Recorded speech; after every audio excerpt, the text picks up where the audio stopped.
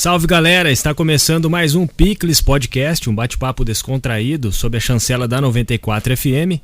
O Picles Podcast faz parte dos Originais 94, que você ouve nas principais plataformas de streaming. Se quiser ser um patrocinador do Picles Podcast, entre em contato conosco pelo e-mail comercial@94fm.com.br ou pelo telefone 14 2108 9490. Eu sou Gabriel Pelosi, ao meu lado os jornalistas Fernando BH e Marcelo Bueno. Bem-vindo, BH. Oi, Gabriel. Agora acertei. Você aprendeu. Agora acertei. Oi, Marcelo. Bem-vindo, Marcelo, também. Muito bom estar aqui de novo. E hoje o papo é com o cientista político e professor de Relações Internacionais do Unisagrado, Bruno Pasquarelli. Bem-vindo você também, Bruno. Bom, eu agradeço o convite, poder estar aqui com vocês. Gabriel, Marcelo, BH, muito obrigado o convite. Relações Internacionais, você é formado nesse curso, é cientista político, explica pra gente só um pouco da sua formação aí. Bom, na verdade eu sou formado em Ciências Sociais, né, e aí fiz o meu mestrado e meu doutorado em Ciência Política, mas tanto no meu mestrado quanto no doutorado eu puxei a minha formação mais para política internacional. Então o tema do meu doutorado, por exemplo, foi a questão da política externa, né? Então na verdade, trazendo a política externa para o âmbito doméstico, como que se dá a relação entre os partidos políticos no âmbito doméstico e como eles fazem ou não políticas externas, né? Se eles fazem ou não. Isso foi em 2015, quando eu defendi minha tese de doutorado. E faziam ou não? Alguns fazem, alguns se preocupam com a política externa, alguns têm, inclusive no programa de governo, né? Ou no próprio estatuto do partido, a preocupação com política externa. Tem alguns deputados, senadores que têm essa preocupação também, mas geralmente política externa no Brasil não dá voto, né? Então, apesar de ser uma preocupação de alguns partidos e políticos, não é a principal preocupação, né, do legislativo em si, né? Do executivo, aí sim a gente tem uma preocupação muito maior. Agora, antes de adentrar, queria dizer que ser bauruense não é um pré-requisito para estar aqui nesse podcast, mas a maioria será. E queria saber, você é bauruense, que bairro você nasceu, como foi sua infância, e aí se já quiser contar sua trajetória até os dias atuais, brevemente. Bom, vamos lá então. Eu nasci em Bauru mesmo, né? Sou ali do Jardim Panorama, ali, aqui pertinho, né? Ali atravessando pertinho do Unisagrado. Isso, pertinho do Unisagrado, né? Nasci ali. Fiz a minha trajetória como estudante aqui, né, de ensino fundamental, ensino médio, e aí eu fui fazer a graduação em São Carlos, né, passei um período grande em São Carlos, tenho raízes aqui, né, minha família é toda daqui, então voltei para cá, né, quando eu acabei meu doutorado, que eu acabei fazendo em São Carlos, e fiz uma parte também na Inglaterra, aí voltei para cá e tô aqui desde 2015, né, aí sim. Adoro a cidade, gosto bastante. A única coisa que me incomoda um pouquinho é o clima muito quente, né? Seco, exatamente, mas é uma cidade que eu sempre gostei desde criança, sempre tive aqui muitos amigos, sempre pratiquei muito esporte aqui também, sempre gostei muito dessa área, então é uma cidade que sempre me atraiu.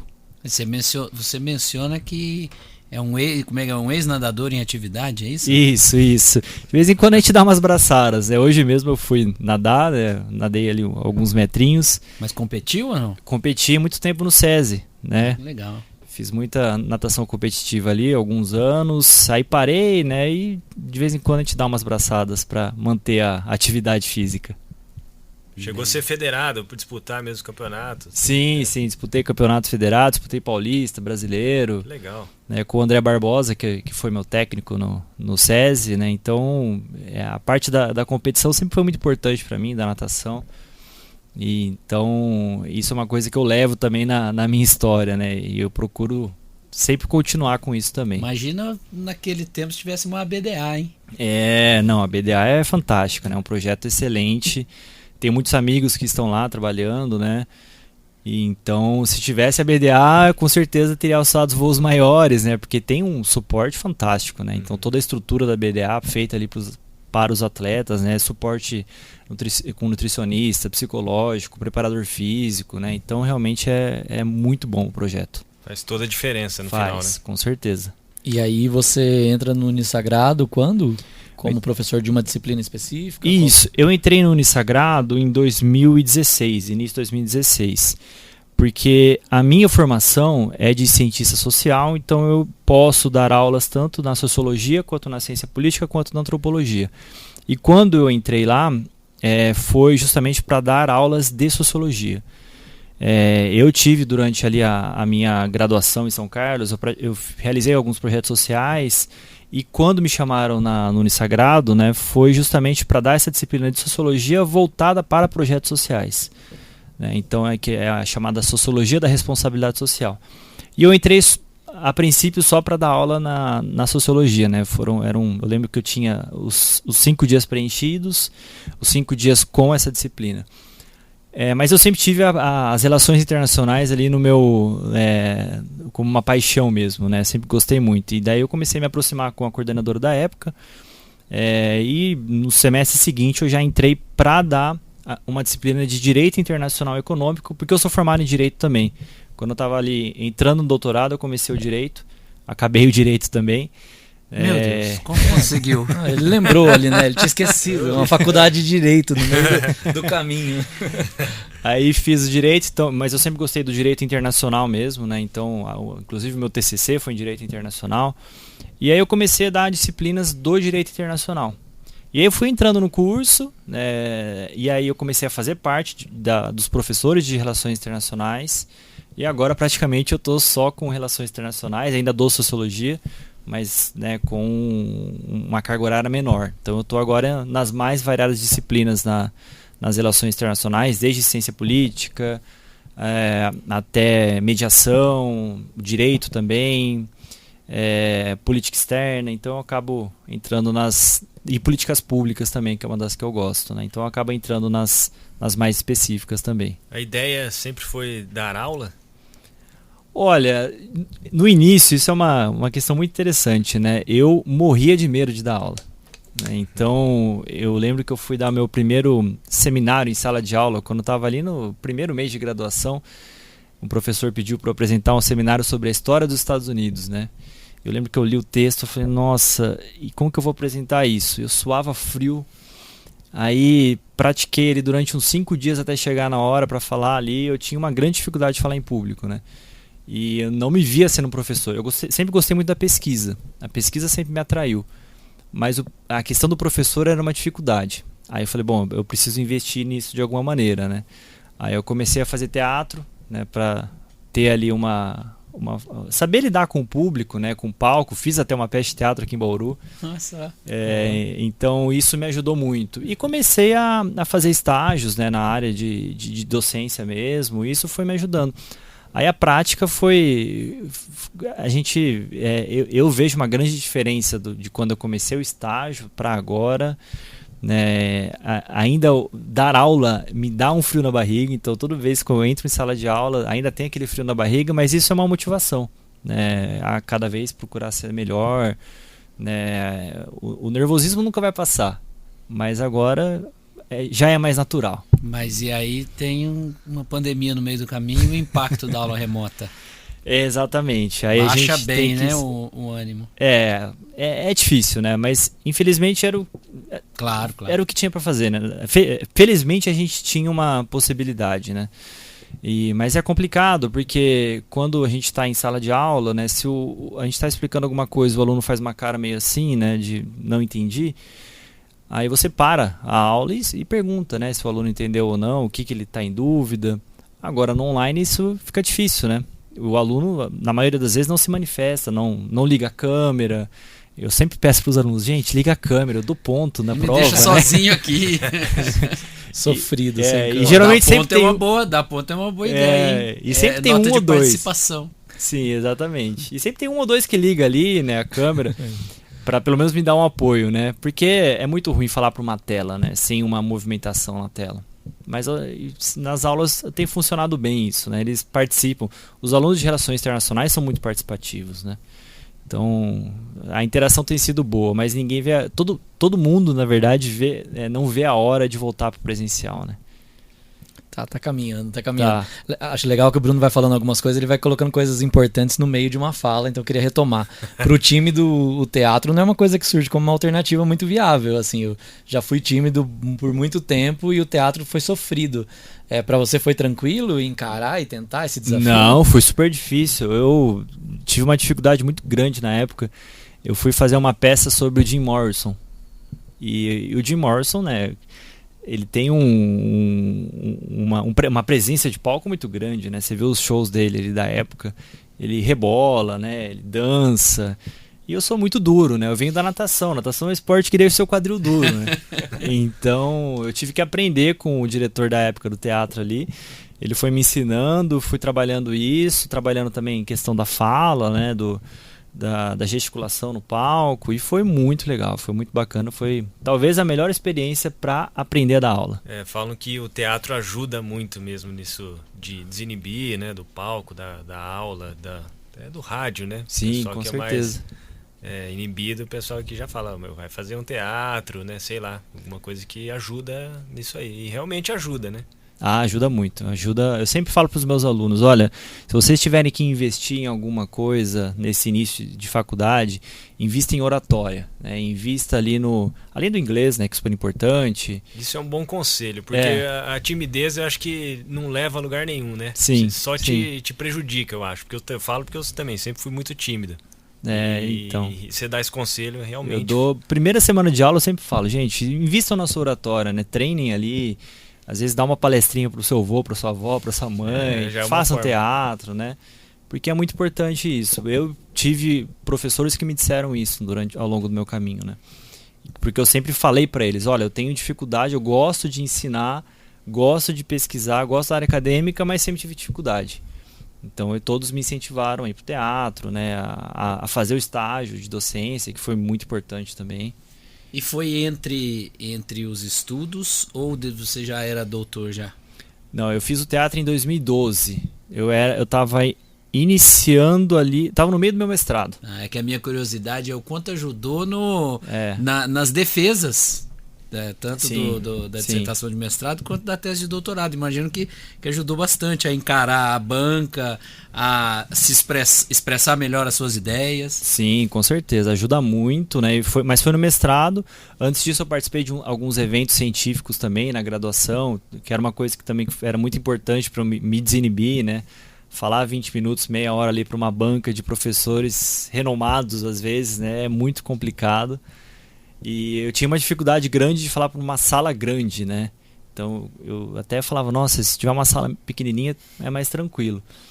Aí agora, hoje em dia, eu gosto da sala grande, né? Uma sala pequena é uma coisa que me deixa mais assim, digamos, eu não fico tão à vontade. Eu gosto realmente de uma sala grande, pelo menos 50 pessoas, quanto mais gente melhor.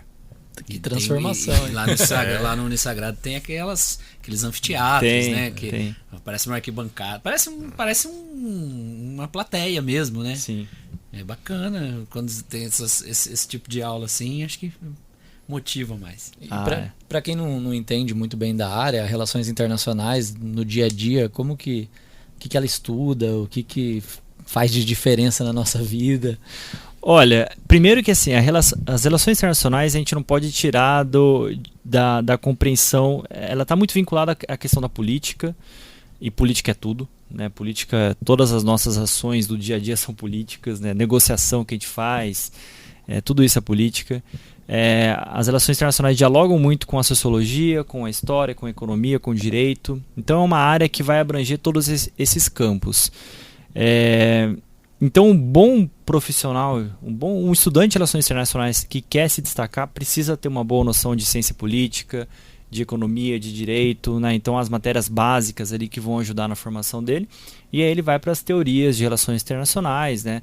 Que ele vai analisar, por exemplo, questões relacionadas ao posicionamento do país no plano internacional, por que ele negocia com tais países, privilegia outros e não negocia com outros, por exemplo. Questões relacionadas aos direitos humanos, né? Então a questão dos refugiados, por exemplo, dos imigrantes, que inclusive agora a questão dos refugiados e imigrantes é o tema do meu pós-doutorado, né? Que eu estou fazendo em São Paulo, por enquanto online. Então tem a parte ambiental também, né, da sustentabilidade, tem muito profissional de RI trabalhando com essa área. A gente pode também trazer para o campo das relações internacionais as relações entre empresas e o setor público, né, empresas que querem investir mais no setor público, e aí é necessário ter um profissional que faça essa intermediação, empresas que querem se internacionalizar, e a própria diplomacia, né? Então o Brasil tem ali o Itamaraty, né, que é o Ministério das Relações Exteriores, que é um órgão que sempre foi muito bem visto no plano internacional ao longo da história, né? Sempre foi muito bem constituído ali, né? Tem todo o concurso que os alunos têm que fazer para prestar, né, para entrar no Itamaraty. O Brasil tem uma tradição diplomática muito forte, né? Então essa é uma das áreas mais que os alunos sempre gostaram, né? Mas hoje em dia não é só a diplomacia, né, do Itamaraty. A gente pode ver diplomacia em empresas, diplomacia em prefeituras, né? Então tem algumas prefeituras que estão se internacionalizando para trazer eventos internacionais, para trazer empresas internacionais para a cidade. Então é importante que tenha um profissional ali dentro que faça esse diálogo também. Então relações internacionais é uma área que acaba dialogando com tudo um pouquinho, né? É uma formação muito abrangente, mas para ser um bom internacionalista precisa compreender política, precisa compreender sociedade, cultura, né? A antropologia é muito importante, a economia. Então é uma formação muito abrangente e muito diversificada. E na prática, além da diplomacia, pode atuar na esfera pública, na esfera privada, até em cargos executivos. Isso. E agora uma pergunta bem leiga. Também cabe aí o termo mais bonito é negociador, mas e tem o termo lobista, que existe o lado positivo do lobista. Faz sentido? Sim, com certeza, né? Então, a questão da negociação, né? Eu costumo falar para os meus alunos, a gente começa a negociar quando a gente nasce, né? Que é o primeiro choro nosso ali quando a gente já sai da barriga da mãe, chora, a gente está querendo o quê? O leite. A gente está negociando ali a nossa sobrevivência, né? Então, a negociação se faz desde pequeno. E claro que a gente tem as técnicas de negociação que a gente faz ali no curso de Relações Internacionais, né? Então, tudo isso a gente aprende no curso. E a questão do lobby, o Brasil ele está ainda muito atrás na questão do lobby, né? Essa é uma discussão da própria área da ciência política e das relações internacionais. É necessário regulamentar o lobby, trazer realmente pessoas que saibam dialogar, né, representando interesses empresariais, porque o lobby não é crime, né? Ele faz parte da política, todo mundo faz lobby, né? Então, países como o Chile, por exemplo, que tem ali a regulamentação do lobby, né, isso é muito, muito bem visto. Então, é necessário, sim, né, e os profissionais de relações internacionais são muito bem-vindos, porque eles entendem essa dinâmica de empresas, de governos internacionais, né, da relação da empresa com governos internacionais. Então, eles conseguem atuar em qualquer campo, né? Aqui a gente desgastou o termo por conta de escândalos, etc. Sim. E entrando então nessa parte de relações internacionais, como o Brasil é visto hoje mundo afora? Olha, o Brasil sempre teve uma tradição muito forte na diplomacia, né? Então, se a gente for pegar ali na 1912, né, com o Barão do Rio Branco, que foi o expoente da diplomacia brasileira, ele que vai levar a diplomacia brasileira num pedestal muito, muito alto, né? Vai elevar ali a categoria da diplomacia brasileira, porque o brasileiro sempre foi visto como um diplomata criativo, né? Que consegue negociar bem, consegue realmente trazer ganhos para ambas as partes, né? E não somente trazer ganhos para ele próprio, né? Para o Brasil, mas ganhos para todos. Então o Brasil sempre foi muito bem visto na diplomacia ao longo aí de toda a sua história, né? E o Brasil teve expoentes muito grandes na diplomacia, como Santiago Dantas, na década de 60, o próprio Celso Amorim, né? Que para muitos é considerado como o principal diplomata no período, principal chanceler, né? no atual período democrático. Então o Brasil sempre teve uma tradição muito forte na diplomacia.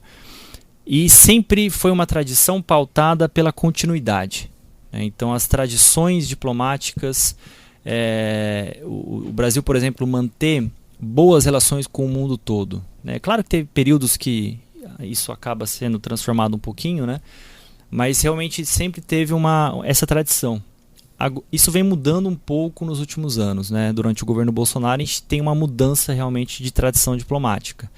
É uma tradição mais ideológica, né, da diplomacia, de você não fazer, digamos, tirar a pauta da negociação com parceiros tradicionais como a Argentina, por exemplo. O Brasil depende da Argentina, a Argentina depende do Brasil, o Brasil depende da China, né? Não tem como fazer uma política externa sem considerar os interesses chineses. A China é a potência mundial no plano da economia. Então todo governo que se preze precisa ter uma boa relação com a China, né? E a gente vê, infelizmente, um discurso ideológico muito forte. E esse discurso ideológico ele traz pontos negativos para a diplomacia brasileira. E isso já é visto nos fóruns internacionais, como a Assembleia Geral da ONU. O Brasil virou um pouco motivo de chacota em algumas assembleias internacionais. Eu sei disso porque eu tenho contato com algumas pessoas que trabalham ali dentro, né, na própria ONU, na Organização Mundial do Comércio. O Brasil já deixou de ser um dos expoentes mundiais da diplomacia de nível médio, né, no sentido de poder, né. A gente ouve isso aí que você está falando na mídia nacional, mas eu não sei se é uma visão da mídia nacional ou se é realmente a visão externa, né? Porque é diferente você não, sei lá, não vejo a CNN falando muito do Bolsonaro, mas se você tem então exemplos de pessoas que trabalham na ONU, sei lá, em algum lugar, isso então realmente tem mudado essa visão. Tem mudado, exatamente, pessoas que estão por trás dessas instituições internacionais, né, ou que trabalham para outros governos, que têm visto o Brasil realmente como, não digo como um páreo internacional, porque não chegou ainda nesse ponto, né, mas um país que já foi levado mais a sério nas suas negociações internacionais. E aí, uma eventual troca de governo já é capaz de retomar um cenário anterior, ou causa a gestão atual causa um estrago na diplomacia brasileira? Então, essa é uma discussão que até os diplomatas históricos ali do Itamaraty, que alguns já foram já estão até aposentados, né, que eles falam. O estrago foi grande, foi bem grande.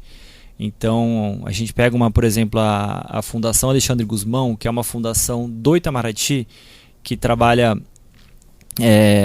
eles trazem palestras, né? Sempre teve uma tradição muito grande de produção de material científico, e nos últimos anos no último ano principalmente, eles apelaram para discursos negacionistas, né? Então ali começa a ver que realmente houve uma quebra muito grande na tradição diplomática brasileira, né? Mas claro, mudando de governo, né, caso ocorra uma mudança de governo, é natural que também haja uma mudança de posicionamento do Itamaraty, né? Afinal de contas, quem trabalha, né, no Itamaraty é funcionário público e obedecem às ordens do governante em questão, né? Então, mas pode ser, né, que tenha realmente uma mudança, caso tenha essa mudança de governo, e que recupere um pouco a imagem brasileira no plano internacional, que está realmente bem desgastada. Por que é sempre uma luta, uma disputa de países como o Brasil? Eu vejo que tem sempre essa demanda brasileira de entrar no Conselho de Segurança da ONU, no Conselho, há conselhos, né, da ONU, que reúnem poucos países, seletos países ali. Por que isso é importante para países como o Brasil? Então, porque países como... Teve aquele órgão de economia que foi prometido e ainda não cumprido também. Isso. Me falha a sigla agora. Isso, teve o CDE, isso, né, o CDE que prometeram uma vaga para o Brasil, mas até agora não entrou. O mundo, a gente pode pensar em grandes potências, né, que fazem uso do seu poderio para conseguir o que eles querem. Então, Estados Unidos, China, Rússia, Alemanha, França, são países que têm um poderio econômico muito grande e um poderio bélico-militar também. Então eles conseguem, através do diálogo, através de pressão, os seus objetivos de certa maneira. Países que têm uma tradição que não tem uma tradição bélica muito grande, né? Não tem tanto investimento na área da defesa, da segurança, não tem um histórico de guerras como é o caso do Brasil, são pautados por uma diplomacia que a gente fala nas relações internacionais, que é uma diplomacia de soft power, que seria um poder brando, que para o país conseguir posições melhores no sistema internacional, conseguir negociar, conseguir às vezes fazer uma pressão quando necessário, não basta o poderio militar porque não tem. Então é necessário um outro tipo de poder. Qual poder é esse? O poder da negociação diplomática, como o caso do Brasil, que sempre teve o Itamaraty como um grande poder, né, um poder de soft power. A questão da cultura, né, também é uma forma de poder. Então o Brasil, por exemplo, exportar, isso muito na década de 60, né, o futebol e o samba. O futebol e o samba são plataformas de mostrar a imagem brasileira, eram muito mais, né, do que hoje, e mostrar o Brasil como um soft power através dele, né? A Coreia do Sul hoje, por exemplo, com todas as séries, né, que estão, o K-pop, né, também é uma plataforma de soft power, de você mostrar a sua cultura para o mundo. E você conseguir cargos como esse, né, em grandes organizações, é uma forma realmente de ter mais poder, né, ter mais poder político. E as organizações, elas são feitas por pessoas são políticas, né? Então às vezes a gente tem uma imagem de uma organização internacional como algo muito mecânico, né? A gente não vê pessoas, né? Mas quem está por trás das decisões são pessoas. Então é muito importante que o Brasil faça parte do maior número de fóruns internacionais, né? Tenha realmente esse poder de cada vez mais estar adentrando nesses fóruns, né? Porque através do Brasil não vai ter um poder militar econômico para bater de frente com China e Estados Unidos. Então é preciso contrabalancear de alguma forma esse poder, né? E esses cargos, né? Por exemplo, o Conselho de Segurança da ONU, entrada na OCDE, são muito importantes. E como, digamos, o termo processo seletivo aí para entrar nesses cargos aí é difícil? O que precisa ter? Olha, a questão da entrada no Conselho de Segurança foi uma política, começou no Fernando Henrique Cardoso, né, e foi levada muito a sério durante o governo Lula. Então o que acontece? O Brasil naquela época passa a fazer parte das operações de paz da ONU, né, teve a operação de paz em 2005 no Haiti. Aquilo ali é uma forma de você falar, olha, estou aqui, né, estou participando do sistema ONU, então quando você precisar, eu posso fazer parte do Conselho de Segurança. Então é basicamente isso, você se inserir cada vez mais nessa lógica do sistema. O Brasil teve uma atuação muito forte ali no Haiti, né? Inclusive os militares que estavam no Haiti são os militares que estão atualmente no governo Bolsonaro. Então a gente vê realmente uma politização ali das Forças Armadas muito grande, né? Que são militares que conseguiram ascender na política, estão na política até hoje. Então a gente tem realmente são passos para se chegar, né, uma indicação no Conselho de Segurança, mas não tem um caminho das pedras, né? Vamos seguir isso aqui que vai estar tudo certo, porque tudo depende de política. São ações políticas que vão aí credenciando o país para entrar ou não, né? Exatamente. Então, e aí a decisão é tomada por quem? Então a decisão ela é tomada pelos membros ali do chamado Conselho de Segurança, né?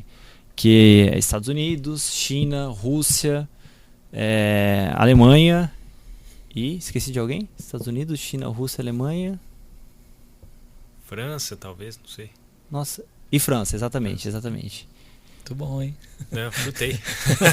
Eu ia falar que ele foi bem nessa aula de História e Geografia. Certeiro. Mas, então é um seleto grupo, na verdade, né? Porque se você tá falando aí já de no mínimo 2 décadas e meia de que o Brasil pleiteia, né, essa vaga. Exato. Eu falei Alemanha, eu me equivoquei. Inglaterra. Esqueci da Inglaterra. Tá. Às vezes vem uns brancos na decisão. Né? Vamos chegar na Inglaterra, porque você morou lá. Exato. Então é tudo uma questão política mesmo, né? A indicação, por exemplo, as operações de paz que a ONU faz no mundo, né? As intervenções, a declaração de guerra que às vezes acontece, é questão política. Tem a questão técnica, né? O direito fala, olha, quando pode ter intervenção? né? Se você, por exemplo, viola direitos humanos, se você atenta contra a dignidade humana, mas às vezes é aceita uma intervenção que às vezes não está acontecendo muita coisa naquele país, né? Se for ver realmente na parte técnica, não está acontecendo. A gente pega, por exemplo, países como a Arábia Saudita, né, que é o principal parceiro econômico na Ásia dos Estados Unidos. A Arábia Saudita ela é muito conhecida no plano internacional por matar jornalistas, né? Matou aqui o jornalista, eu esqueci o nome dele agora. O Khashoggi lá, esqueci também. Não, por tirar direitos das mulheres, né? Então as mulheres, elas conseguiram o direito de dirigir foi recentemente. Então é um país que não respeita os direitos humanos. Por que não sofre nenhum tipo de intervenção? Porque tem interesse, né? E quem é o principal interesse? Os Estados Unidos. Os Estados Unidos tem ali o seu grande parceiro econômico, e a Arábia Saudita é uma ditadura, né? Então a política ela é feita desses interesses que se a gente for olhar, a gente fala, poxa, né, por que não tem nenhum tipo de intervenção naquele país, sendo que é um país que tira direitos, né, que não respeita direitos humanos? Como leigo, eu vejo assim algumas ações que, né, a gente acompanhando aí noticiário internacional, sei lá, Jornal Nacional, a gente vê que ali a tensão Coreia do Norte com os Estados Unidos há um certo tempo aí, pouco tempo atrás. As coisas iam se agravando, alguém fazia um exercício militar próximo, outro lançava um míssil para testar. Aí você fala, nossa, agora o cara vai. Agora vai. Aí você fala, puxa, agora o cara vai apertar o botão. Aí vem o outro, faz um outro exercício também, mas não é nada que atinja o outro país frontalmente, né? Sim. Eles ficam fazendo algumas provocações, né? E no fim, aí as coisas que você acha que vai acontecer, puxa, vai entrar uma guerra, você fica pensando, né? E de repente não entra. Isso é a diplomacia agindo ali por trás? A questão das armas de destruição em massa, né, que alguns países possuem, é uma forma de diplomacia. Porque quem possui armas de destruição em massa, quem possui ali mísseis, né, balísticos de grande alcance, dificilmente vai ser invadido. Caso da Coreia do Norte, né? Então, a gente não sabe o que acontece muito bem na Coreia do Norte e eles continuam, né, com o apoio da China, né, continuam ali produzindo o seu grande exército, né, ali com bombas.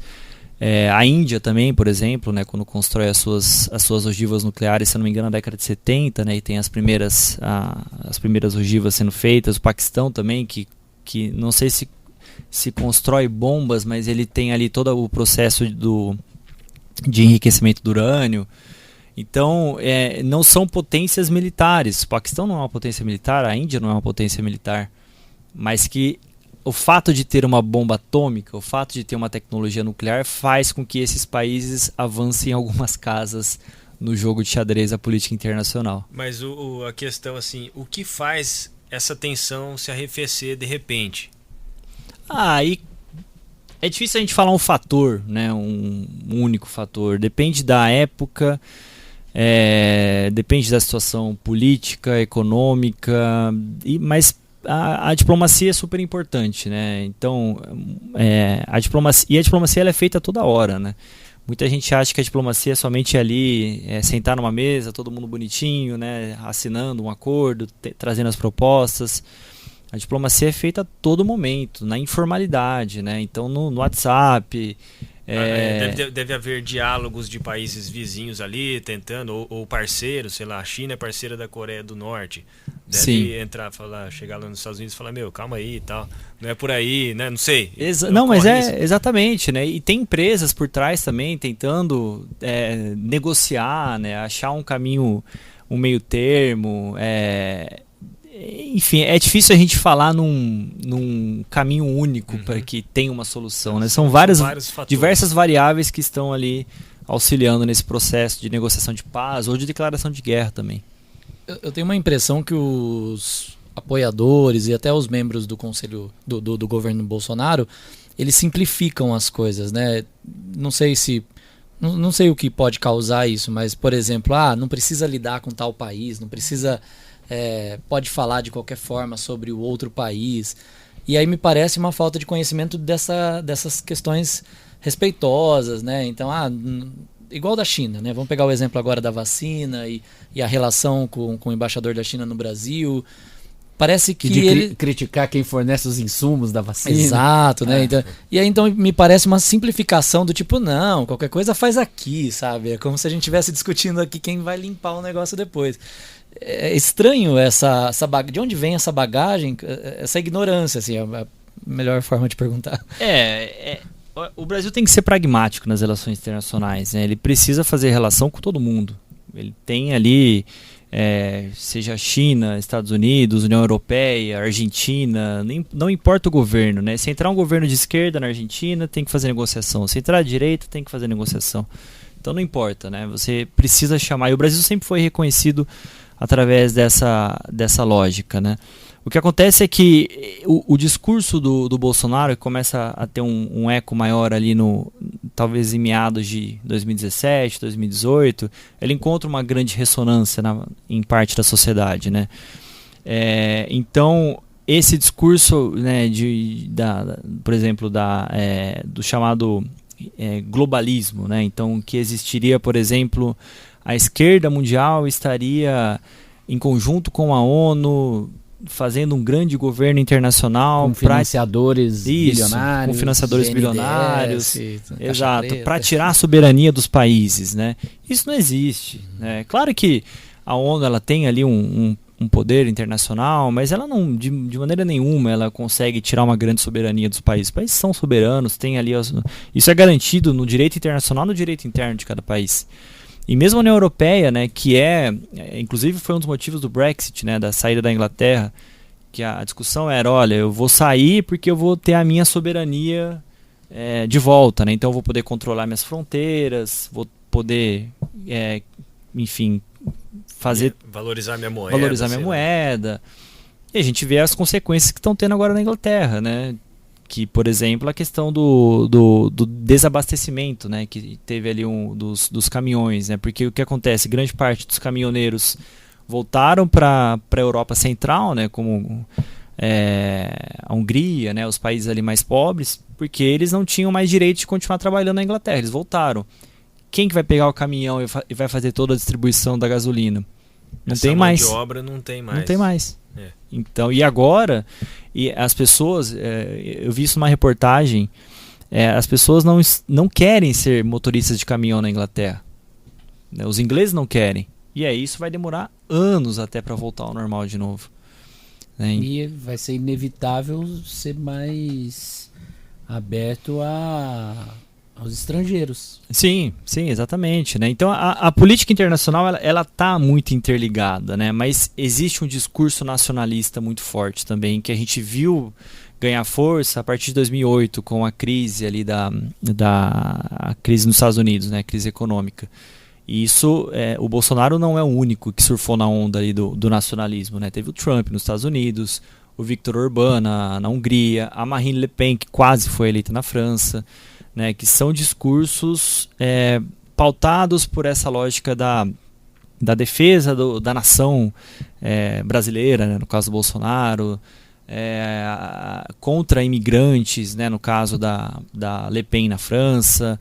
O Viktor Orbán na Hungria, ele está agora criando políticas para as mulheres terem mais filhos, né, então, para terem mais filhos húngaros, né, sendo que a imigração na Hungria é em torno de 3% do país, né, e aí tem todo um fator religioso também por trás, né, tem a discussão de que as pessoas que são da religião islâmica seriam aquelas por trás, seriam todas terroristas, né, quando a gente sabe que não é verdade, né, o radicalismo é uma pequena parcela das religiões e da política também, né.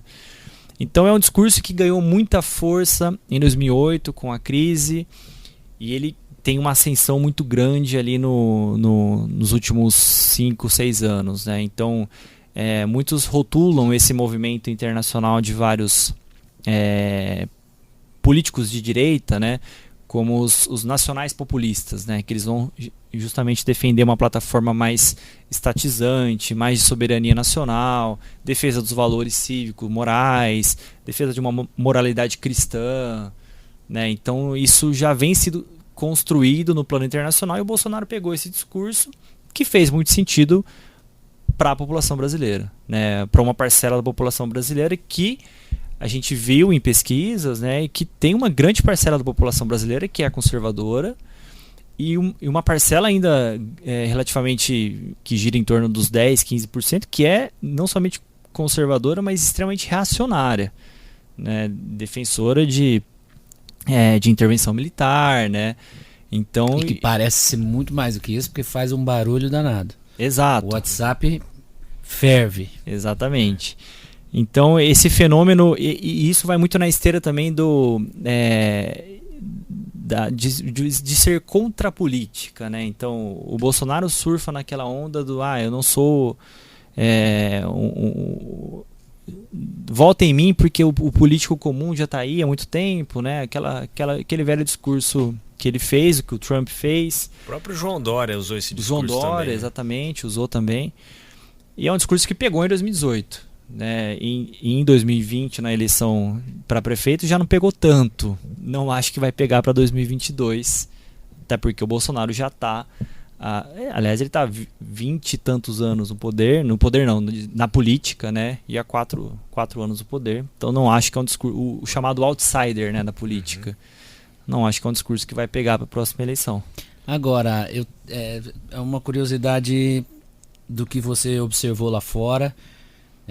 Imagino que na Inglaterra é polarizado entre conservadores e trabalhistas, é isso? Isso. E você acompanha lá nos Estados Unidos, né, democratas e republicanos, e pra gente é uma novidade, ou pelo menos é recente, essa polarização. Não que precise ser polarizado, né? A gente está vendo movimentações ao centro aí, não sei se essa terceira via vai vingar, mas assim, uma coisa que não estávamos habituados era exatamente de haver opostos, né?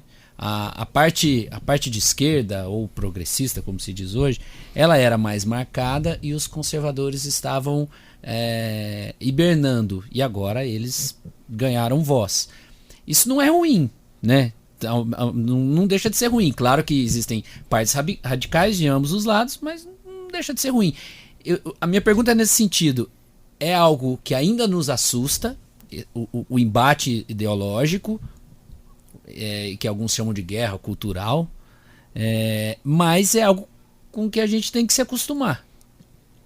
Sim, é importante a gente entender a política, né, não como o reino do consenso. Claro, os políticos vão tentar trazer soluções baseados ali na discussão, né, um meio termo, e vai tentar trazer para a linha do consenso. Mas a política se faz através do conflito, então é muito importante ter centro, ter direita, ter esquerda, né? Então um país só com partidos de direita é ruim, um país só com partidos de esquerda é ruim também. Então é necessário ter partidos de direita fortes, partidos de esquerda fortes, partidos de centro fortes, né, com articulação nacional, com mobilização de bases, né, com penetração no território como um todo, né, isso é muito importante. O problema é quando a polarização em si não é ruim para uma democracia, ela faz parte da democracia. O problema é quando essa polarização se torna radical. Exatamente. E aí, geralmente, é difícil dialogar com o radical. Aquela pessoa extremamente fechada, aquela pessoa que não está aberta digamos, a opinião do outro, né? Então, eu sempre falo, olha, eu tenho uma posição, né? Mas, ao mesmo tempo, eu sou muito aberto. Então eu tenho uma posição, e um ponto da outra posição também é interessante. Então vamos dialogar, traz os seus argumentos para mim, que se você me convencer, não tem problema nenhum. Eu não tenho problema em mudar a minha posição. Nós chegamos no ponto que tem pautas essencialmente humanas, que se a esquerda marca território na defesa dela, a direita, quando eu falo isso eu falo dos radicais, né? Não estou generalizando esquerda ou direita, mas enfim, se a esquerda praticamente se apropria da defesa de uma pauta essencialmente humana, a a direita já se vira contra. E aí começa a criar argumentos para ser contra aquilo. Algo que você fala, mas ninguém poderia ser contra isso. É isso que às vezes assusta a gente, né? Sim. A esquerda, se a gente for olhar o voto nas últimas eleições, né, a esquerda perdeu o voto da classe média baixa. Então, a esquerda, ela tem alguns analistas da ciência política que vão falar, a esquerda ficou tão focada em pautas identitárias, né, em pautas relacionadas aos direitos humanos, que, a meu ver, é extremamente importante, né, obviamente, é um dos tópicos mais importantes de qualquer país que se diz democrático, mas dizem que a esquerda ficou tão preocupada com isso que acabou deixando de trazer para o debate aqueles que foram os excluídos da globalização, né? Pessoas que deixaram de ganhar o seu ganha-pão, que realmente ali ficaram desempregadas. A esquerda não conseguiu dialogar com esse pessoal, né? E realmente não conseguiu. Tanto que em 2018 perde a eleição e a gente vê a porcentagem da população que vota no Bolsonaro, classe média baixa vota com muita força nele, né? Então a esquerda perdeu esse diálogo em 2018. E a esquerda criou um termo bastante pejorativo e que explica muito bem que perdeu essa sintonia, que é o famoso pobre de direita, né? Exatamente, é um termo super pejorativo, né? Então a esquerda, se quiser se eleger de novo no Brasil, né? Se quiser ganhar, a esquerda é forte, sempre foi forte no Brasil, né? Mas se quiser realmente ter ganhar a presidência, se manter no poder, né? Ou futuramente, né, em outra eleição, ela precisa observar o que está acontecendo na realidade, né? Então, em 2018 eles não perceberam, né? E agora é necessário realmente entender, dialogar com a população, o que o Bolsonaro fez muito bem. O Bolsonaro faz uma campanha ali de 2014, 2015, né, que ele começa a percorrer o Brasil, ouvir as pessoas. E na Luciana Gimenez. Soltar frase de efeito, né? Ele começa a ver o que a população quer e traz para o discurso dele, né? Então ele foi extremamente capaz em trazer isso para o debate e foi eleito por conta disso. E da maneira mais simples, eu acho que essa é uma das coisas que ele conseguiu fazer, né, da forma mais chucra, simplória, né? Pode chamar de diferentes maneiras, mas ele fala daquela maneira mais apelativa, do mesmo jeito que o Trump também fala, de uma maneira simples e direta. Eu acho que eu não sei se a política vai se distanciando, não sei o que acontece, mas não dialoga, né? Não dialoga mais com as pessoas. Isso é ruim. Exatamente. Ele conseguiu, né? Ele conseguiu que esse tipo de discurso tivesse muita ressonância na sociedade. Então, muitos falam, nossa, o Bolsonaro é uma pessoa muito simples, né? É como se fosse o tiozão do churrasco, né? Que faz ali, que conversa, dialoga, fala, xinga um, xinga outro, né? Então, ele conseguiu, através desse discurso, trazer uma parcela muito grande da população. Mas pelo que você fala do movimento internacional, isso aconteceria com outra figura. Poderia não ser ele, porque isso já estava se desenhando fora, né? Sim, porque a gente tem realmente a gente costuma dizer que existem ondas, né? Então teve uma onda, primeiro teve uma onda democrática na década de 80, né? Que o Brasil foi um dos países que passaram por essa onda democrática. Aí vem a onda do neoliberalismo, né? Então políticas mais de centro-direita que vão percorrer ali durante toda a década de 90, Brasil, Argentina, Coreia do Sul, né, países do leste europeu também. Aí isso depois muda em 2000, 2001 com a chamada onda rosa, né, alguns falam, que é a esquerda conseguindo ser eleita em vários países, né, Brasil, Chile, México, Peru. Na América Latina tem essa onda muito forte. E isso começa a ser revertido em 2014, 2015, né, com as manifestações. A gente tem a Primavera Árabe, né, que já é um indício, mas com as manifestações no Brasil que ocorrem em 2013, né, e aí depois no mundo todo, já existe uma reversão, né, já existe esse momento dos populistas de direita, né, como o Trump, como o Viktor Orbán, como o Bolsonaro, como Marine Le Pen, que não foi eleita, né. Então é uma tendência, não sei quanto tempo vai durar, né, a gente não consegue prever, mas que existe realmente, a política às vezes ela pode pode ser, né? Nem sempre é tão simples assim, mas ela pode ser enxergada através dessas ondas, né? Então uma onda neoliberal, uma onda de esquerda, uma onda de direita e uma onda, às vezes, de direita até um pouco mais autoritária. Falam que em 2013 as manifestações foram meio que um divisor de águas aí na política brasileira, porque foi uma manifestação muito grande. Eu me lembro que não havia muito um objetivo em comum, era uma insatisfação meio geral, até que não tinha partidos políticos, né, nessas manifestações, e eles meio que atiravam meio que para todo lado, tanto é que tinha muita gente perdida ali no meio, que foi para a manifestação meio movido ali pela horda ali de pessoas, mas depois acabou se tocando que acho que nem era para eu estar aqui, porque no fim isso aqui tá virando uma coisa que não é o que eu imaginava, sei lá, eu falo isso porque isso aconteceu comigo. Quando eu morava em São Paulo, estava lá em 2013, aconteceu isso aí, eu fui e tal, não sei o que, depois eu comecei a ver que não tinha muito aquilo que eu imaginava, e você vê também isso como um divisor de águas, esse 2013?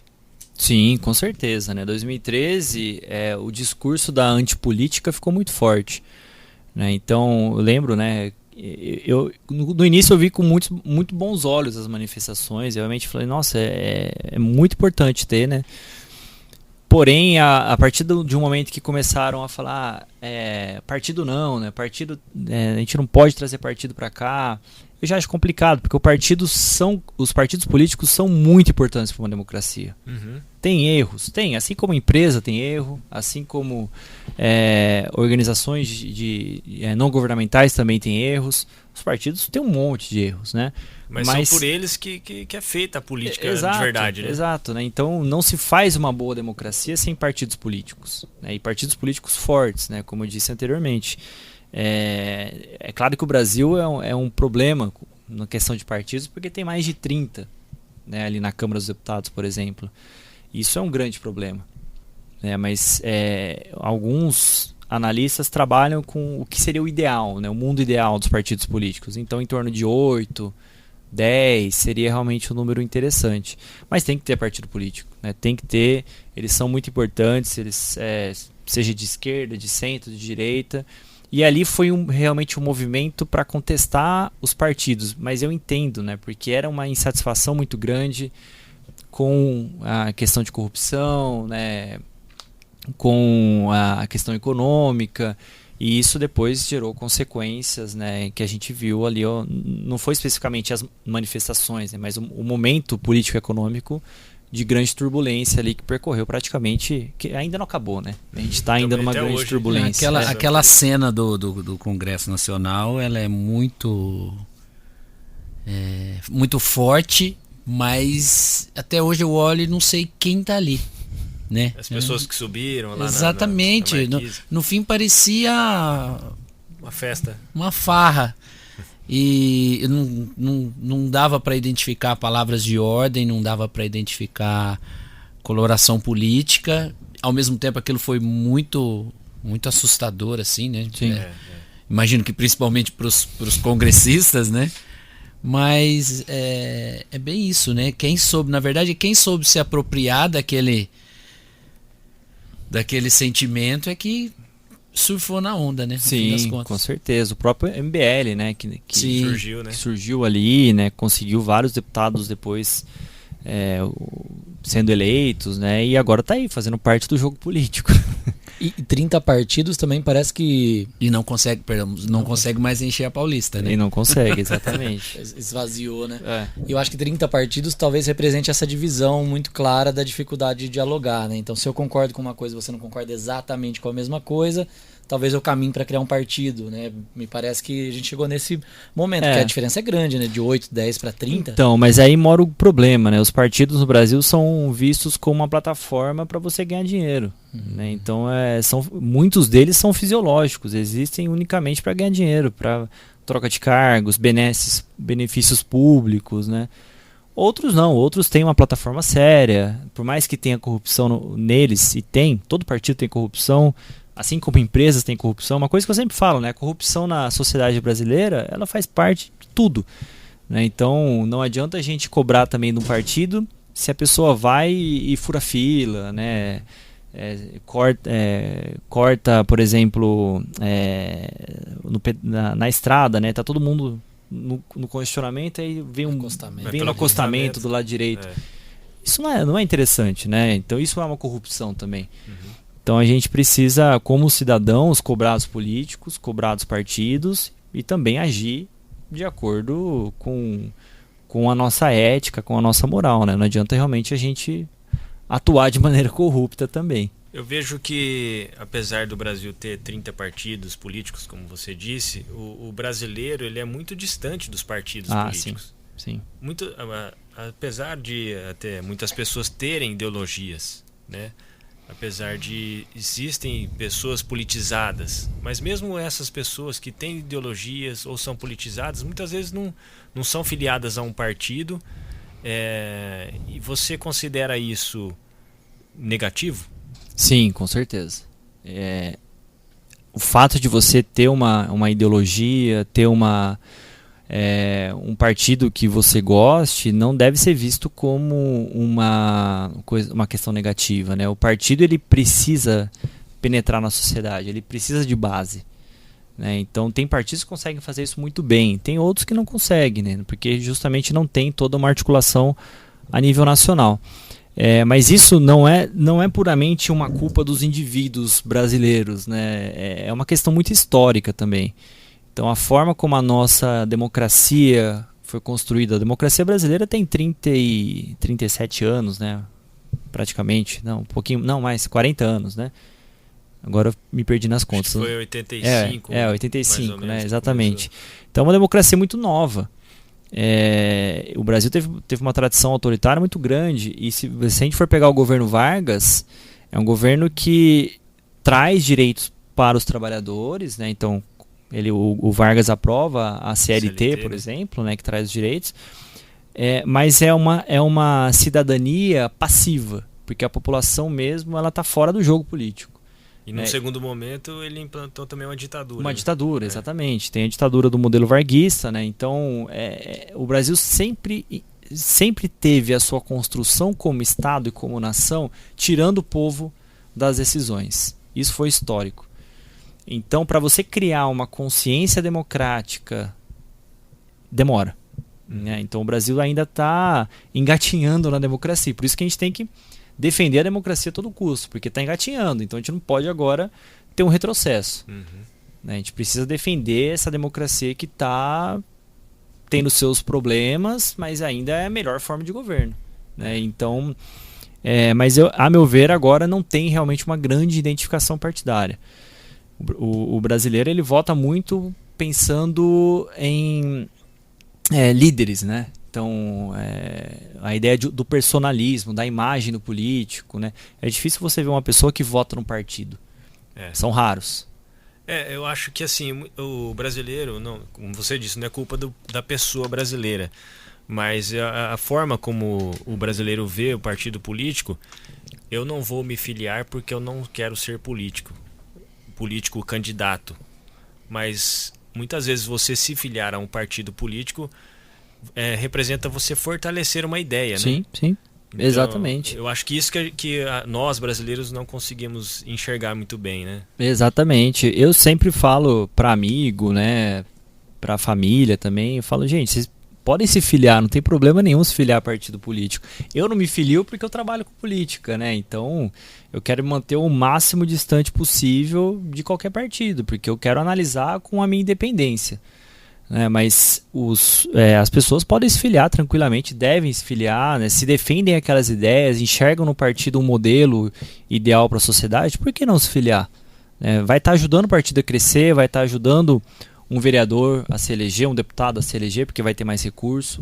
Então é importante sim, né, que as pessoas se filiem, né, auxiliem os partidos de alguma maneira. Porque isso interfere no fim, na eleição, né, no quociente eleitoral lá, talvez, sim, né? Quanto sim. maior o político, mais tempo ele tem, menos votos ele talvez precise para se eleger, né, de um conjunto aí de fatores, né? Exato, né? Então, quando o político tem mais visibilidade, ele consegue ser eleito, ele puxa outros do seu partido, né? Então, o nosso sistema de representação proporcional, que não é o mais perfeito, mas é interessante, né? Ele tem ali os seus problemas, mas ele realmente, para um país como o Brasil, ele é interessante. A gente precisa entender, né, que é um sistema que traz muito peso dos partidos. Então você vota num candidato, mas você vota num partido, e se aquele candidato for eleito com um grande número de votos, ele vai puxar um monte do mesmo partido. Resumindo, se você quer mudar o sistema brasileiro, você tem que estar afiliado a um partido ali, participar da política dessa forma, né? Sei lá, ativamente, né? Eu acho que é um caminho interessante, né? Eu acho que participar por meio de partidos ou participar da vida política, né? Não quero me filiar de jeito nenhum de um partido. Tudo bem, a gente vive uma democracia, não precisa, né? Mas eu quero participar da vida política. Como que eu vou fazer isso, né? Então, muitos falam, nossa, eu não gosto de política, e daí vai lá na reunião do condomínio e briga lá pelos direitos da portaria, né? De tudo. Isso é política. Uhum. A pessoa está sendo política, né? Então, as pessoas não percebem que a política ela está no nosso dia a dia. E muitos falam, eu odeio política, não gosto de falar de política, mas tudo que a pessoa faz é política. Então, vou negociar com a minha mãe uma ida na balada, né? Hoje em dia não tem mais tanta balada por conta da pandemia, né? Mas vou negociar uma ida, sei lá, à cachoeira, por exemplo, né? Então você vai lá, conversa com a sua mãe, você está negociando, você está fazendo política. Então, isso que é importante. Não quer se filiar a um partido, tudo bem, não tem problema nenhum. Mas o cidadão, ele precisa participar mais ativamente da política, né? Porque o grande problema é que a gente participa da política a cada 2 anos, quando tem eleição. Meio que obrigado. Meio que obrigado. Tenho que ir lá votar, né? E ainda reclamamos, né? Que muitos reclamam, né? Que tem que ir lá, né? Perder o domingo, né? Muitos falam. Você é contra o voto obrigatório? Eu sou favorável ao voto obrigatório. Eu sou favorável. Ainda para um país como o Brasil, eu acho que o voto obrigatório é fundamental para consolidar a democracia brasileira, né?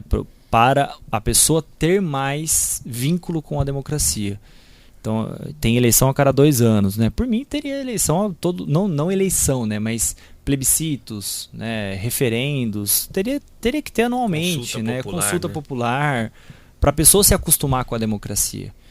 Mas numa dessa do voto obrigatório, a gente não acaba elegendo aí aqueles políticos, o famoso, o engraçado, por um voto de protesto, talvez?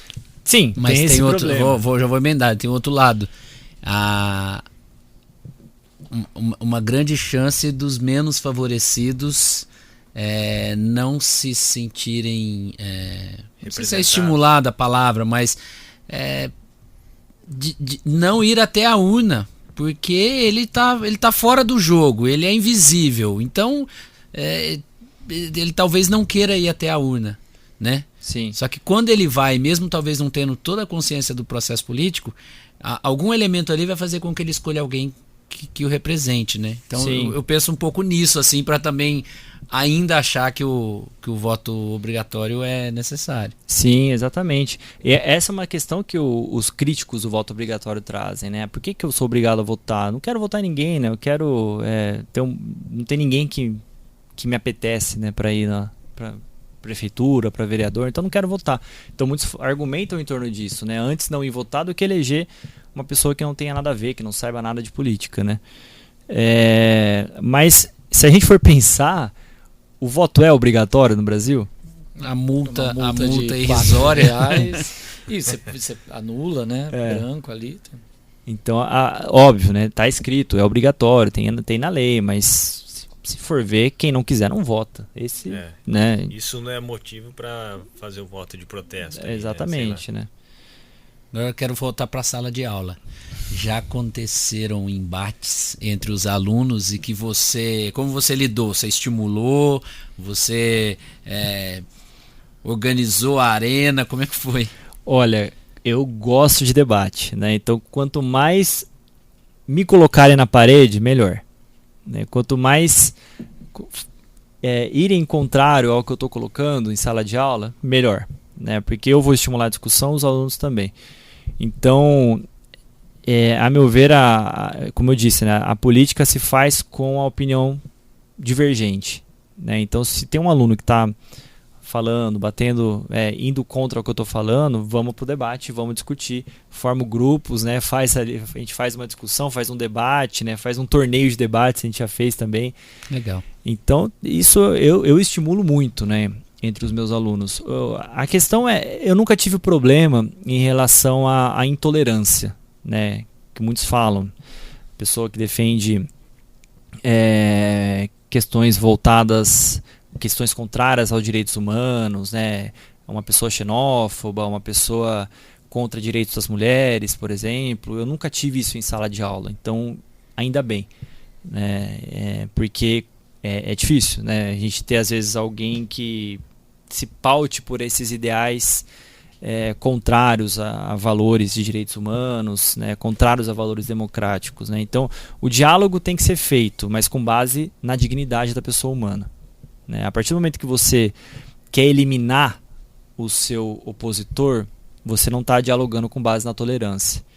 E aí mora o problema. E aí você entende que já não vale ser ouvido, né? Ou pelo menos abrir espaço para que uma pessoa intolerante tenha um microfone e fale como que eu realmente acho que tem o velho paradoxo da tolerância, né? Então, se você consegue trazer para o debate uma questão que você não atenta contra a dignidade de pessoas, tranquilamente, né?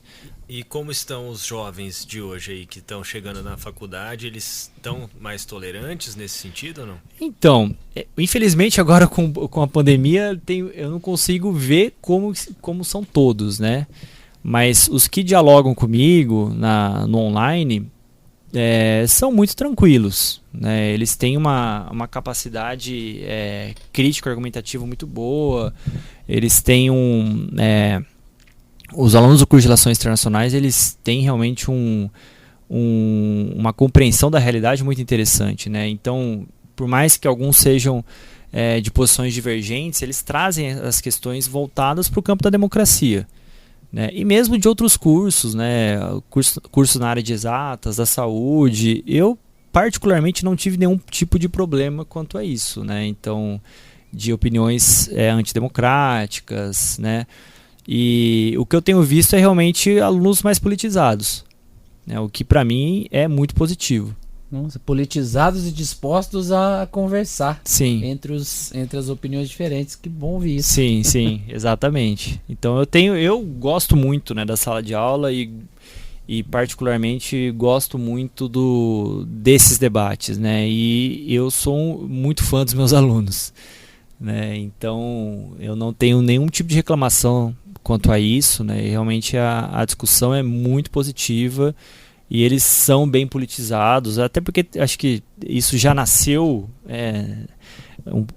antes, né, da entrada deles na universidade. E na universidade eles são incentivados a todo momento, né, a participar de discussões, desses torneios de debates, por exemplo, né, que ocorrem, de negociações. Então, né, eles desenvolvem muito bem isso.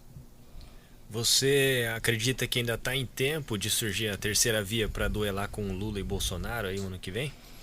Olha, essa pergunta, se um cientista político responder, você pode ter certeza que ele está não enganando você, mas ele está dando um chute.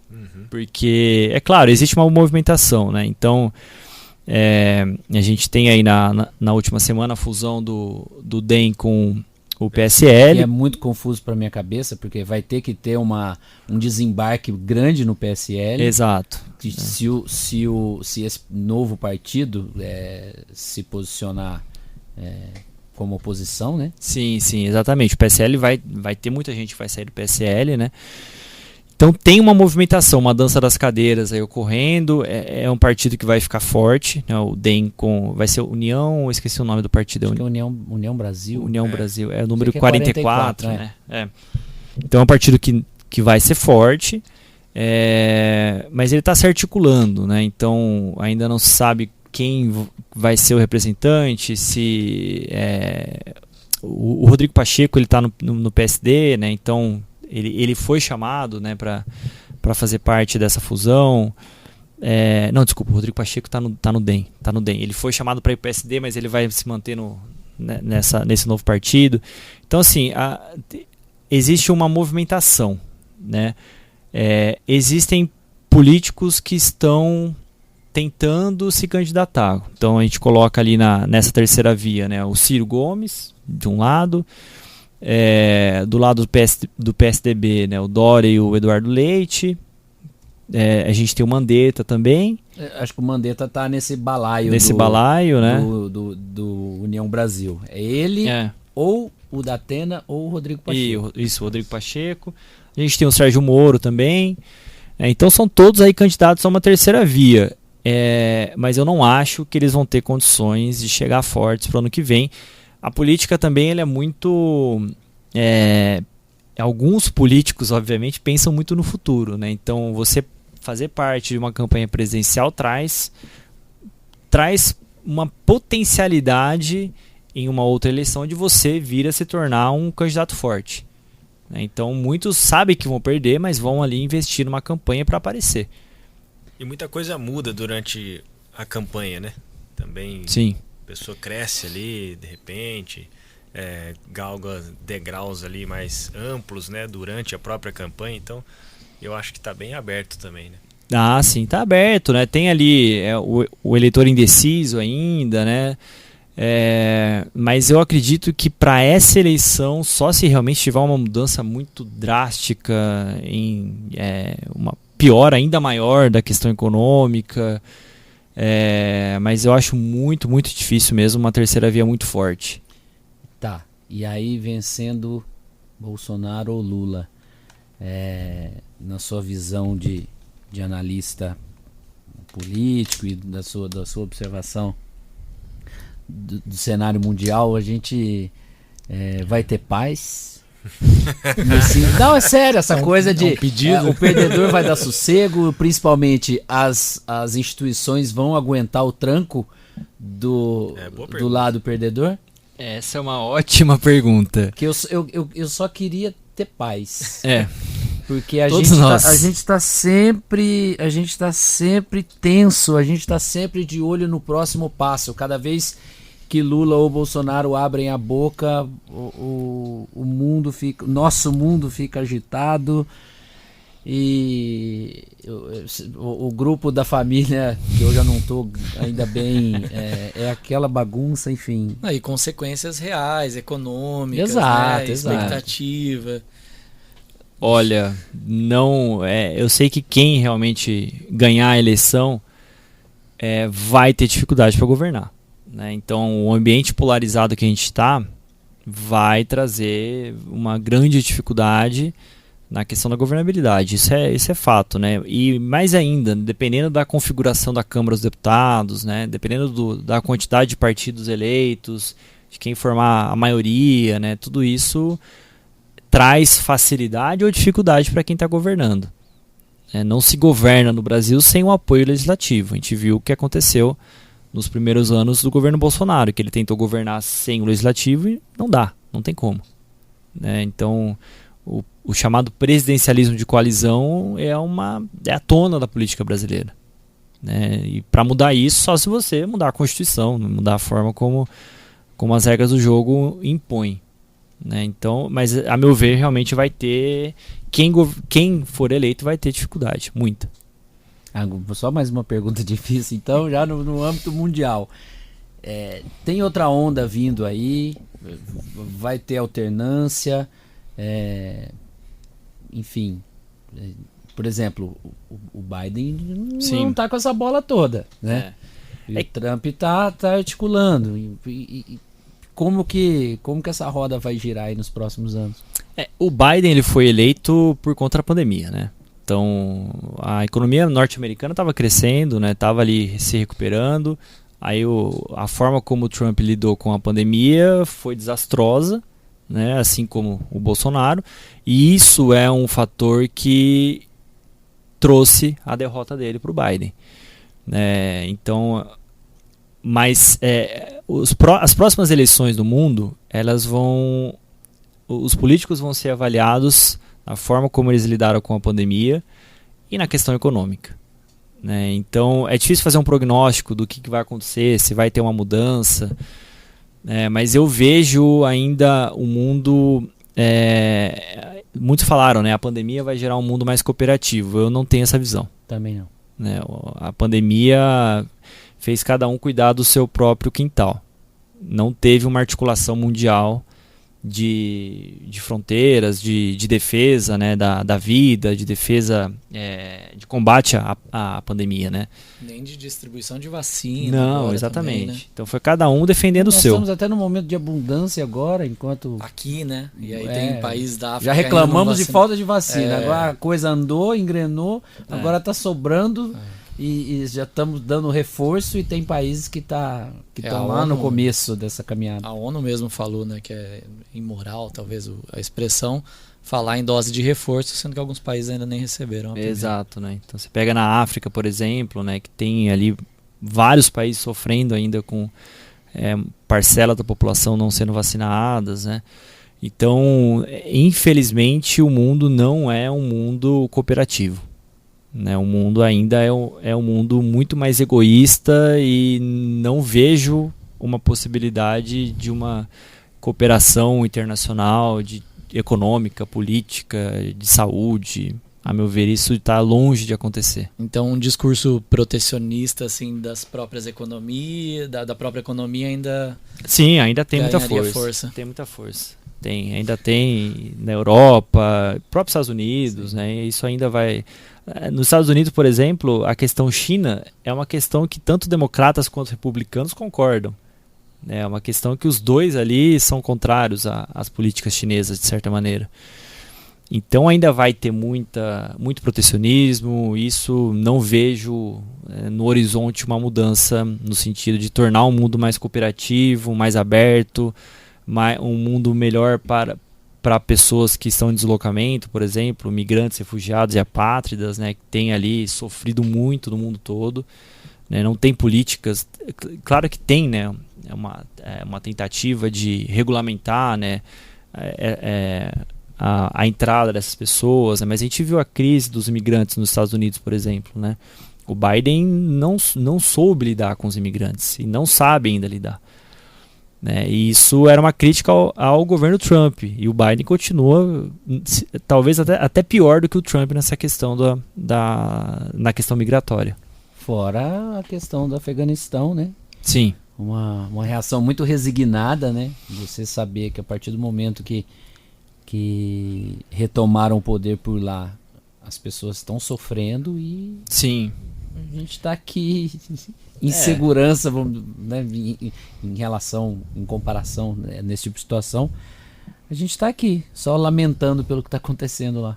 Exato, né? Então, teve o governo Biden é muito ruim até o momento, né? Então, os analistas de política não têm criticado bastante. E assim como no Brasil, se o Bolsonaro perder, o bolsonarismo permanece, nos Estados Unidos é a mesma coisa. O Trump perdeu, mas o trumpismo permanece, né? Pode ser que não seja com ele, pode ser que seja com o filho dele, mas a lógica, o discurso está presente. Então, no Brasil, caso o Bolsonaro venha a perder, o bolsonarismo continua muito forte, né? Então, não vejo também uma mudança drástica, né, aqui na nossa realidade, na realidade dos Estados Unidos, na França também não, né, que também tem uma plataforma anti-imigração muito forte, com muita xenofobia. Então, infelizmente, eu não vejo essa mudança. No âmbito local, você acompanha a política de Bauru, assim, tipo Câmara de Vereadores? Acompanho bastante, né? Eu gosto muito da política local. Na verdade, os meus trabalhos sempre foram mais pautados pela lógica internacional, né? As minhas análises, e para a lógica do Brasil, né? Governo federal. E Câmara dos Deputados e Senado. Mas todo cientista político tem que compreender a sua política local, né? Então, eu particularmente gosto da... até porque eu tenho contato, por exemplo, com os vereadores, né? Converso com alguns e tenho um diálogo muito interessante, né, com eles. E todo cidadão deveria fazer isso de alguma forma, né? Porque a política municipal é aquele local onde as políticas públicas mais visíveis estão aparecendo, né? Então, transporte municipal, né? Questão da saúde, educação, né? Tudo que está mais visível para nós está relacionado ao município, né? Aos vereadores. Então a gente tem que realmente estar por dentro do que acontece de alguma forma, né? Então eu particularmente gosto muito, acompanho, né? Inclusive tenho até vários alunos pesquisando sobre o tema, né? Então e é muito gratificante mesmo, né? Você fica mais envolvido com a política quando você presta atenção no seu município. Você criou, né, um grupo de estudos ligado ao legislativo. Exato. Local. A gente é um projeto de extensão, né, que foi criado esse ano. A gente está em mais ou menos 15 alunos, né? E esse projeto ele monitora os vereadores de Bauru. Então, o que os vereadores estão fazendo, né? Quantos projetos de lei eles estão propondo? Quais são esses projetos? Qual a presença dos vereadores ali em plenário, né? Eles estão muito presentes ou eles faltam muito? Os vereadores eles estão cobrando do Poder Executivo, né? Então eles estão entrando ali com pedidos de comissão de inquérito, né? As audiências públicas, se eles participam do diálogo com a sociedade civil. Então tudo isso a gente traz através de uma metodologia, né? Esses dados e faz como se fosse um cálculo dos melhores vereadores, dos mais participativos, dos que estão mais em interação com o público. Daqui a pouco pode criar o prêmio Câmara em Foco. Fazer um ranking do... A gente está ainda... a gente passou, por exemplo, os meses na verdade, todo o semestre passado coletando os meses, né? Todos esses dados, que são muitos dados, né? Então ainda é um processo, é um projeto que está em construção. Aí a gente fez, tem inclusive a página do Instagram, né, chama @legisbauru, e a gente fez uma análise dos vereadores, quem são eles, né, colocamos ali todos os dados dos vereadores, e aí agora, nesse semestre, a gente está divulgando os dados do semestre passado. Então a gente fez a divulgação do mês de fevereiro, março, e agora vai ser divulgado o mês de abril, e também o mês de maio e junho. Gabriel, você cobre a Câmara de perto, né, em loco. Então você pode me ajudar nessa. É uma legislatura que, por enquanto, tem poucos projetos de impacto, né? E ainda o Poder Executivo também não tem mandado tantas pautas para lá. E isso tem surpreendido aí dos dois lados, né? Tanto o Poder Executivo com poucas propostas para serem votadas, ou pequenas propostas que pouco influenciam aí, né? E também a própria composição da Câmara, né? Pelo que eu tenho visto, tem sido, não posso falar que é mais fraco, né? Eu não quero ofender ninguém, mas aqueles vereadores mais atuantes estão cada vez menores. Sim. Das últimas a renovação, legislaturas, né? Ali que a gente consegue... Acompanho ali, sei lá, mais de perto desde 2016. Peguei o final do governo do Rodrigo Agostinho, que era uma Câmara. 2016 para 2017 entrou uma outra Câmara. E agora, 2021, entrou uma outra. Então é a terceira que eu consigo avaliar aí. Então eu vejo que está diminuindo. Tem até uma fervura no palanque, mas não, assim, fica muito nesse campo das ideias, parece... E nesse começo, a gente está vendo aí primeiro o caminho que cada um está seguindo, né? Muitos têm ali uma ideologia, mas que no fim das contas está seguindo uma outra ali. Por exemplo, digo assim, base de apoio da prefeita é pequena se você for ver na teoria. Mas se você analisar ali friamente, vendo ali os discursos, muitas vezes já tem mais vereadores apoiando ali do que tinha no começo dessa base. Aí agora a gente já começa a ver um movimento contrário.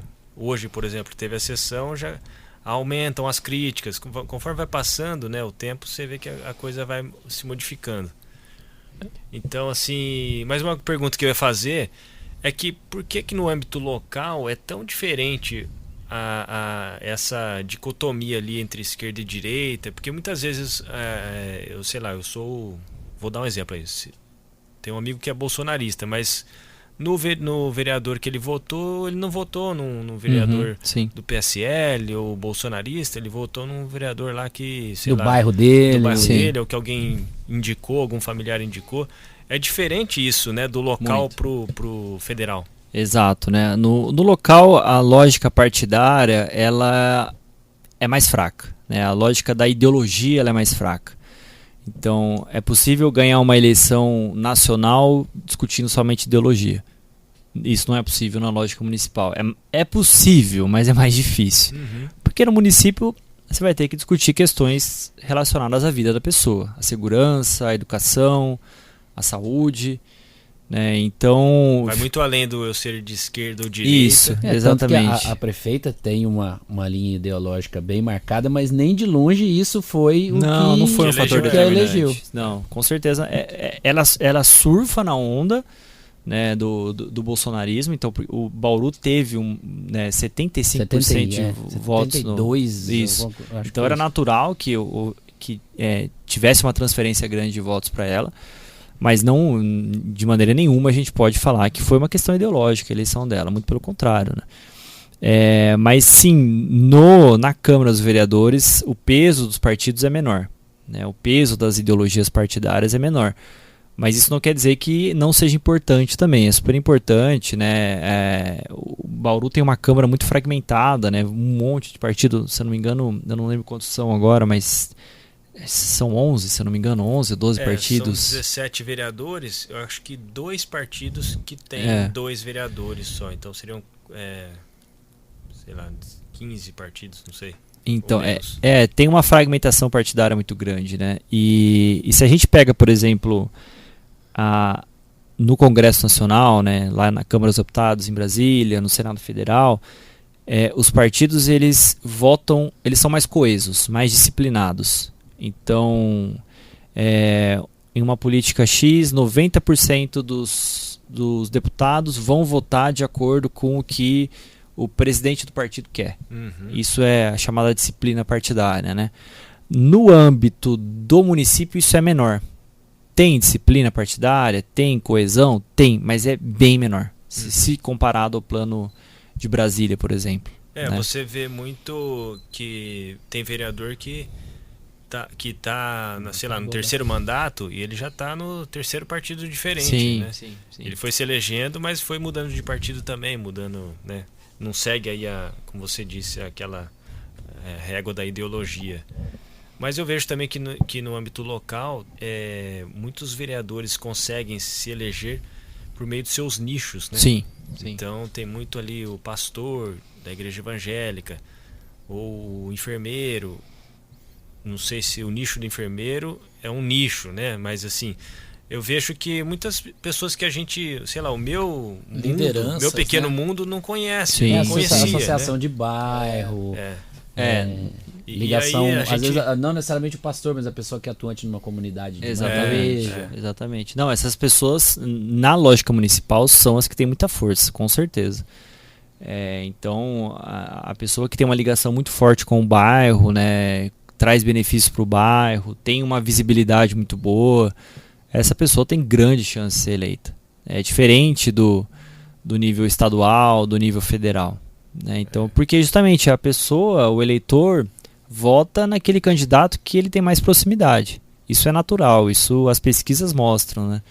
Então, é claro que daí o político ele vai buscar essas pessoas, né? Então tem toda uma equipe de campanha por trás, com marketing político, né?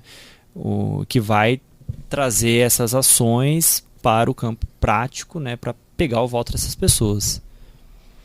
E se você for ver, né, para uma cidade do tamanho de Bauru, não é preciso um número tão grande para se eleger, é preciso um número consistente. A gente vê que tem vereador que se elegeu com 1.000 votos, 1.300, 1.100 votos. Na legislatura passada tinha, não sei se está nessa também, mas tinha vereador que tinha sido eleito com 900 votos. né? Então, assim, ele fez ali uma campanha, sei lá, num grupo coeso ali, de, sei lá, um pequeno, mas numeroso ali para uma certa quantidade de votos que seja necessária, já garantiu, né? Exato. Isso acho que surpreende também um pouco ali. E isso não enfraquece a democracia de alguma maneira, essa força desse grupo, até dentro do mais prático, mais fácil de ver, o grupo evangélico, né? Então você tem um pastor que representa ali, você acha que isso faz parte do jogo? Não, faz parte do jogo, né? As religiões, de certa forma, elas têm os seus representantes, né? O problema é quando a religião utiliza a política como uma plataforma para ganhar dinheiro, né? Então, isso é histórico no Brasil, não é de agora, né? Então, a meu ver, o discurso religioso, ele é super importante também para uma democracia, faz parte da democracia. O problema são políticos que se utilizam desse discurso para serem eleitos, e aí quando eleitos não necessariamente fazem não necessariamente seguem, são bons democratas, né, no sentido de governar para a população. Para todos, né? Porque quando você é eleito para um cargo público, você tem que governar para todos, né? Não importa que você foi eleito pela sua base, você governa para todos. Então, por mais que um religioso tenha sido eleito para a Câmara dos Vereadores pelo grupo religioso dele, ele governa para a população. É isso que muitos políticos não entendem. Isso que também gera, às vezes, brigas da base, né? A própria base fala, poxa, ele está indo contrário à plataforma dele, né? Então não vou mais votar nele. Acontece também, né? Quando o político é eleito, ele fala, não, eu vou trazer o melhor para a população, de alguma forma, né? E não para minha base. E ele perde votos da base, né? Então tem isso também. Tem os dois lados, né? Tem. Quando ele deixa de ser fiscal de buraco, enfim, quando ele se debruça em assuntos mais legislativos, né? Sim. Aí ele também é cobrado.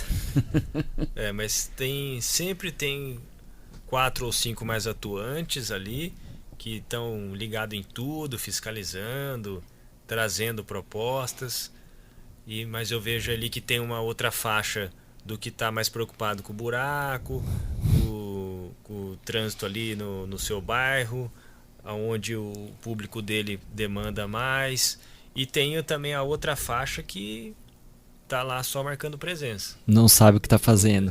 Talvez até saiba, mas não quer muito fazer, né? Tem uma faixa lá que está precisando fazer aula de teatro, né? Mas acho que nem é isso. É mais ali, tô ali só para... Mas talvez não seja uma tentativa de se projetar para um cargo de deputado, outro para um cargo de prefeito, os que não querem nada. Você acha que não? Sei lá, pode ser. Mas tem uns que estão lá já quarta legislatura na mesma situação, não faz discurso, não apresenta proposta e tá tranquilo. E o problema é que a população muitas vezes não cobra, né? E nem sabe cobra, também, nem sabe porque não acompanha, né? A culpa da população, exatamente. mas não sabe. Talvez ele seja um eficiente fiscal de buraco. Por isso que se reelege. Enfim. Rapaz, papo bom, hein? Papo bom Demais. Temos perguntas finais, né, BH? Ah, sim. Aliás, aceitamos sugestões de perguntas fixas para o encerramento do podcast. E uma delas é sanduíche Bauru, o legítimo, com ou sem picles?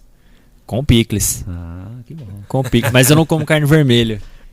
Então... Sem rosbife. Sem rosbife. Sem rosbife. Sem rosbife, mas com picles. Exatamente. Mas dá para fazer um bem bolado com a alma do sanduíche, que essencial é o picles. Dá, E aquele queijo derretido daquela forma. Sim. Você coloca uma jaca ali, fica muito parecido com o rosbife, né? Então, verdade. Dá pra fazer, sim. Já ouvi falar de carne de jaca, que Isso. tem umas receitas. Né? Na chapa? Bota ela numa chapa assim pra ela dar uma... Eu já vi coxinha. Olha, eu nunca fiz, eu só comi porque fizeram pra mim. Então eu não sei como que é.